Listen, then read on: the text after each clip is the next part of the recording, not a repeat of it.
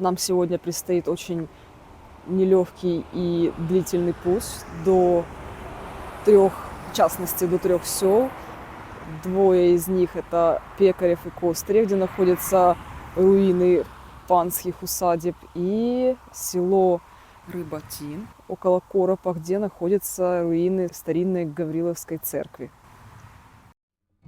Путь к намеченной цели предстоял не близкий, чуть более 100 километров до первого села. Нам необходимо было добраться до Сосницы, а там уж, перемахнув через Десну, рукой подать до Пекарева. Погода сопутствовала путешествию. Осеннее солнышко пригревало из-за дымчатых легких облаков. Под колесами разлетались опавшие листья, а вокруг природа понемногу готовилась к зимовке, рассыпая по земле и ветвям деревьев яркие краски, словно пытаясь вдоволь наиграться цветом, прежде чем снег выбелит все кругом на долгие холодные месяца.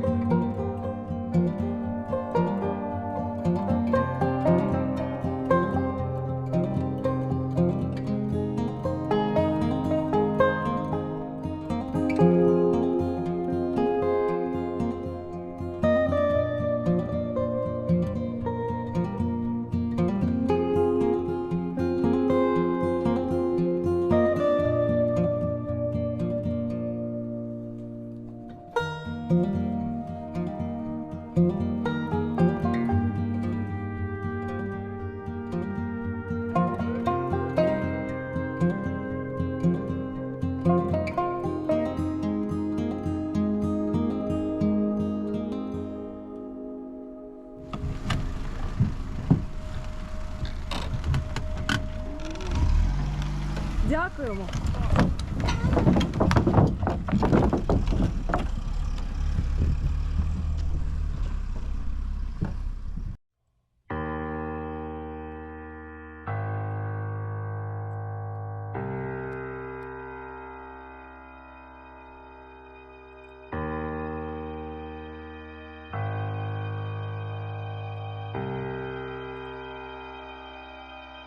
Не имея координат усадьбы, мы все же сумели разглядеть в листве очертания прекрасного строения, которое оказалось гораздо больше по размеру, чем я предполагала.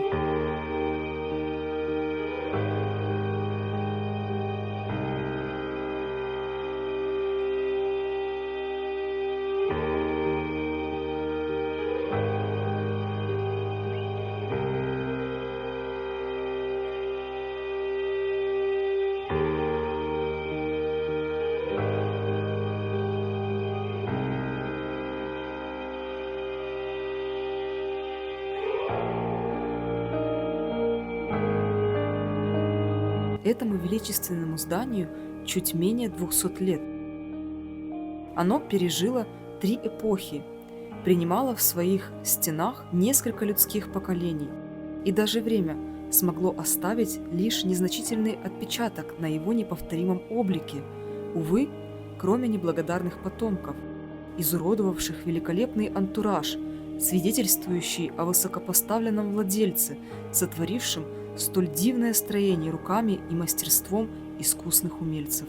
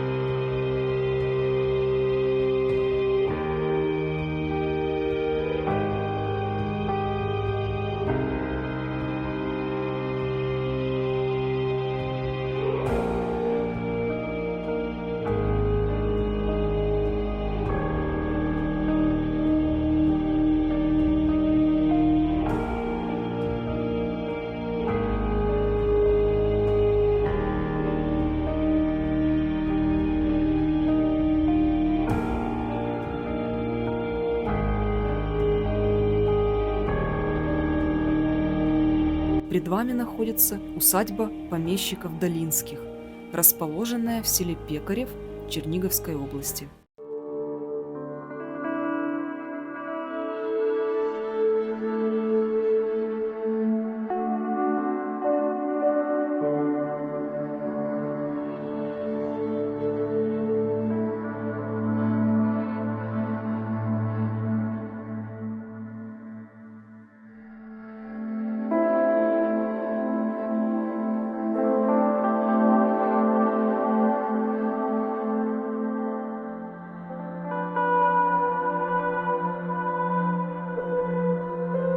Село Пекарев было пожаловано гетьманом Кириллом Разумовским в 1762 году Григорию Карповичу Долинскому, который являлся его главным экономом, а также Исаулом Нежинского полка, канцеляристом Генеральной военной канцелярии. Это произошло после смерти предыдущего собственника Семена Михайловского. Спустя некоторое время, уже при новом владельце, в селе будет построен винокуренный завод и деревянная церковь, а в 1848 году великолепная летняя резиденция, выполненная в стиле классицизма с элементами народного декора. Усадьба двухъярусная, надстройку которой составляет мезонин, поделена на большие комнаты с высокими потолками, выполнена из добротного дерева на каменном фундаменте. Имеет 2 больших крыльца, над одним из которых возвышается балкон с балюстрадой, увы, не сохранившийся до наших времен. При входе в усадьбу установлены по 4 деревянных колонны подле каждого крыльца, удерживающих над собой треугольные портики. Имеется также 3-й вход в восточной части здания.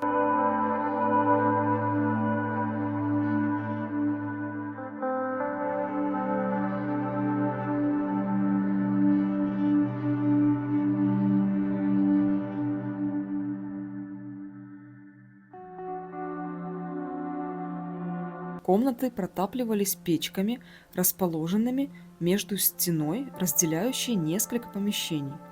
Помимо этого, из осыпавшейся штукатурки виднеется деревянная обрешетка и материал в качестве утеплителя под ней. Всего усадьба состоит из 11 комнат на 1-м этаже. К сожалению, винтовая лестница, ведущая на 2-й ярус, обвалилась, и нынче попасть туда крайне проблематично еще из-за пришедшего в полную негодность настила, разрушаемого влагой от протекающей крыши. Поэтому определить количество и планировку помещений сверху не представляется возможным.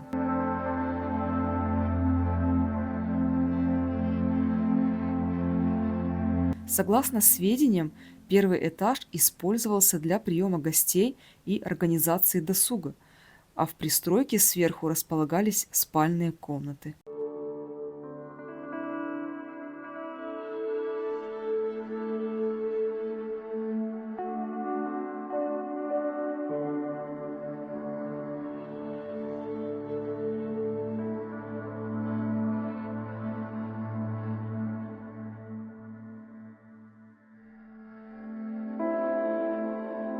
На полу разбросаны разорванные страницы научных пособий, печатная продукция с изображением Ленина, исписанные тетради и прочее. Все потому, что здание особняка еще длительное время служило школой для местной детворы.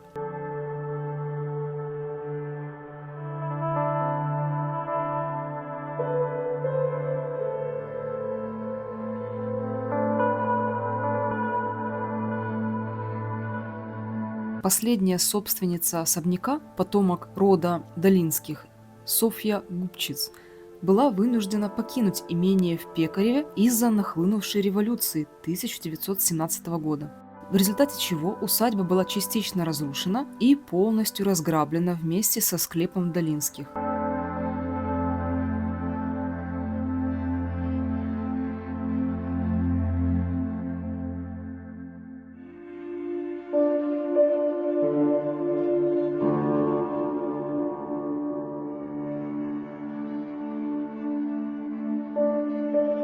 До 1923 года здание усадьбы простаивало без нужды, покуда советская власть не решила открыть в его стенах школу, просуществовавшей до 2000 года, после чего оно было признано аварийным и закрытым для любых посетителей.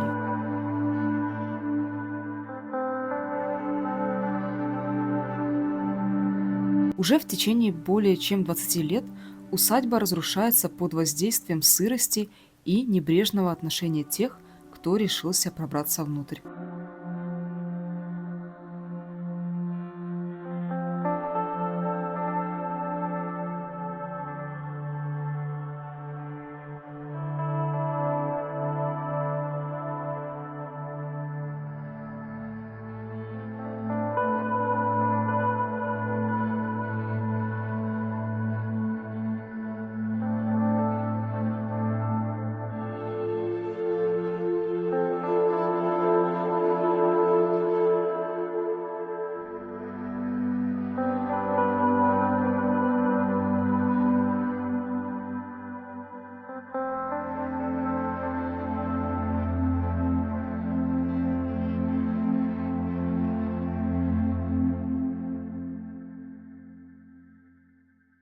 Продвигаясь далее вглубь усадьбы, мы удивлялись тому, насколько огромные бревна были заложены в качестве перекрытия.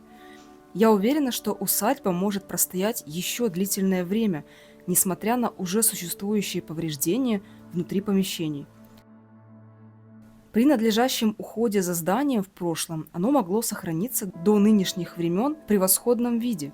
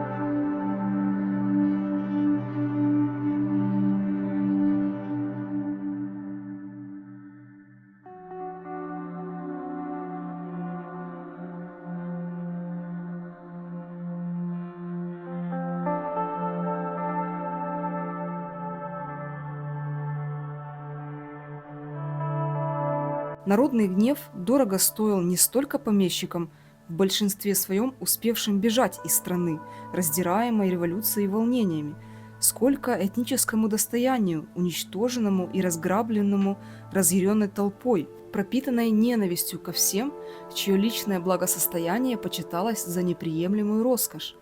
Ведь в число жертв попали не только состоятельные помещики, но и зажиточные люди, достигшие достатка благодаря трудолюбию и предприимчивости.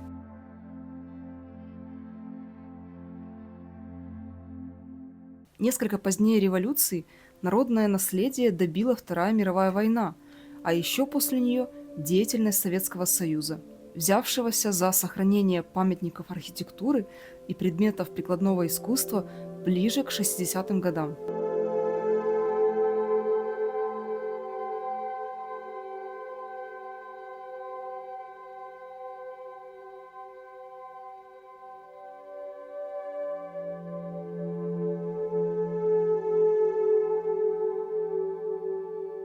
Ныне, похоже, единственным выходом по сохранению народного достояния есть его передача в частное владение людям, заинтересованным в покупке и обеспечении таких объектов.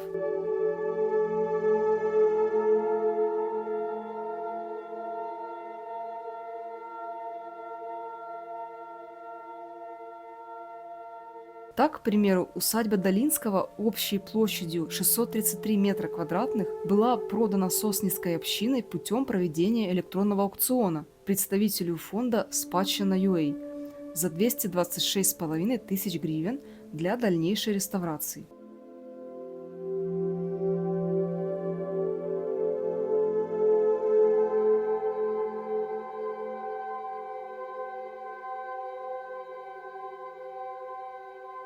В феврале 2024 года был анонсирован старт проекта по восстановлению усадьбы Долинского, однако покуда историческое здание продолжает пустовать. Несложно догадаться, что реализация проекта по восстановлению исторической усадьбы стоит огромных денег, а в нынешних условиях, когда страна находится в военном положении, судьба таких строений весьма предсказуема.